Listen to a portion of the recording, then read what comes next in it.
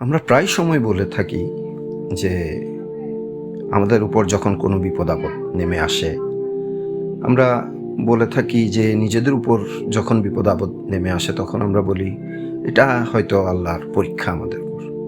আর যখনই আমরা দেখি অন্য কারো উপর কোনো বিপদ আপদ নেমে এসেছে, আমরা সাথে সাথেই বলে দেই যে এটা আল্লাহর গজব তার উপর, তার কর্মকাণ্ডের কারণেই তার উপর এই গজব পড়েছে। আমরা খুব জাজমেন্টাল হয়ে যাই ওই সময়, কিন্তু নিজের ক্ষেত্রে আমরা খুবই সফট।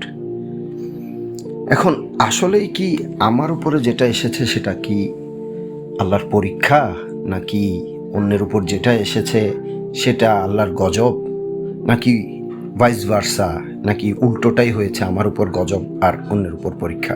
এটা আমরা আসলে খুব ইজিলি বুঝতে পারি, খুব ইজিলি আমরা এটা নিজেকে নিজে চিন্তা করলেই খুব সহজে আমরা এটা খুঁজে পাই।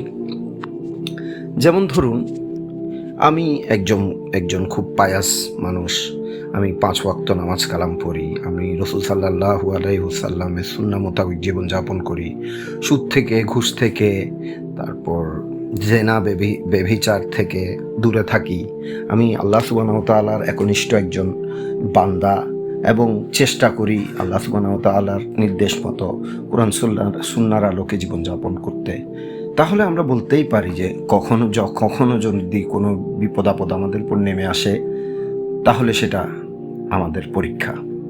কিন্তু যদি এর উল্টোটা হয়, যে আমি আসলে দিনের সাথে আমার কোনো সংযোগই নাই, আমার নামাজের প্রতি কোনো আগ্রহ নাই, আমার ঈমান খুবই দুর্বল, আমি দিনের ব্যাপারে খুবই উদাসীন, ঠিকমতো নামাজ পড়ি না, ঠিকমতো রাসূল সাল্লাল্লাহু আলাইহি ওয়াসাল্লামের সুন্নাহ সম্বন্ধে কোনো ধারণাই নেই, কোনো দিন কোরআন খুলেও দেখি না, ঘুষ, সুদ, জেনা ব্যভিচারে ডুবে থাকি।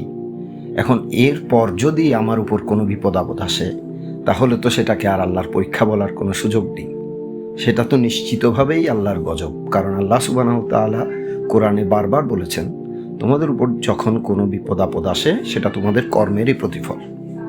তাহলে এটা আসলে আমরা খুব সহজেই বুঝতে পারি যে কোনটা আল্লাহর গজব আর কোনটা আমাদের উপর আল্লাহর পক্ষ থেকে পরীক্ষা। আল্লাহ আমাদের সবাইকে দিন সম্বন্ধে বোঝার, জানার এবং সে অনুযায়ী জীবনযাপন করার তৌফিক দিন। আমিন।